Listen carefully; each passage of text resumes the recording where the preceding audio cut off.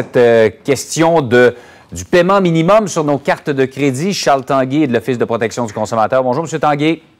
Bonjour, M. Guérin. Je le disais, on avait perdu de vue avec tout ce qui est arrivé dans les derniers mois, mais ça relève ce rehaussement graduel du paiement minimum d'une loi qui avait été votée à l'unanimité par l'Assemblée nationale.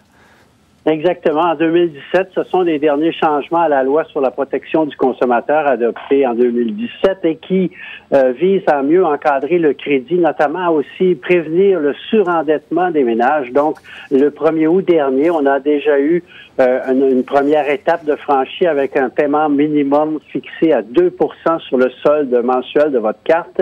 Et là, comme c'était prévu, il y a une augmentation graduelle d'un demi-point de pourcentage qui va se faire à partir du 1er août prochain. Donc, c'est 2,5 du solde qui sera exigible. Et ainsi de suite, année après année, jusqu'en 2025, où on va atteindre 5 ce qui était déjà le cas il y a quelques années, il y a probablement 10 ou 15 ans, les cartes de crédit étaient à 5 Elles ont diminué le solde parce que c'est payant pour les institutions financières que vous payez un faible pourcentage sur vos cartes de crédit. Je voyais que selon les études, il y a 10 à 15 des gens qui ne paient que le paiement minimum chaque mois. Ça, évidemment, c'est se magasiner, c'est pelleter un peu par en avant. Il y a des gens qui n'ont pas le choix, qui n'ont pas les moyens de procéder autrement. Et il faut le dire, M. Tanguay, il y a de l'aide qui existe, surtout dans une situation difficile comme celle qu'on vit présentement, là, où on arrive encore plus serré. Il y a de l'aide qui existe pour les gens pour se composer avec ce problème-là.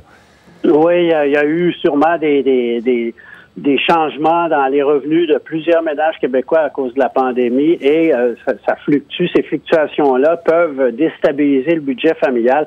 Or, il y a des associations, il y a un site web qui s'intitule toutbiencalculé.ca qui regroupe ces associations-là, qui contient aussi des outils budgétaires qui peuvent nous aider à voir plus clair à travers tout ça. Mais les associations de consommateurs offrent gratuitement des services de consultation qui peuvent être un grand secours quand on peine à payer le paiement minimum sur sa carte de crédit. Ça peut être un signe qu'il vaut mieux, qu'il serait une bonne idée de consulter. Oui, il faut aller voir qu'est-ce qu'il y a en arrière de tout ça. Donc, les associations de consommateurs existent pour aider, assister les gens dans des situations comme celle-là. M. Tanguay, merci d'avoir été avec nous.